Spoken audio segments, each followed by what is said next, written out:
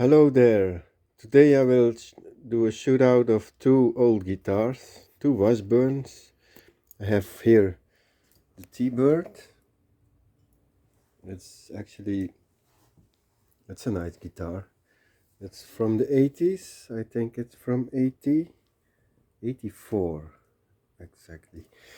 It's simple. It was the cheapest is a bolt-on neck, and then the highest in the category is the Washburn Eagle.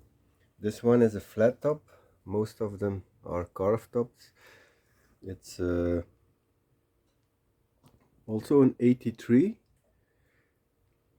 and it's glued on neck. Both should have the same pickups, and actually the comparison will be about the sound.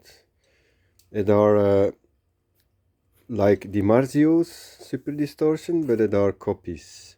So it are not exactly Super Distortions from DiMarzio, but it should be the same pickups. So we will hear what is the difference.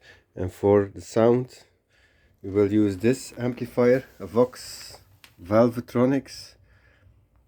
It's actually a solid state amp with a small tube in the preamp to make a little tube sound.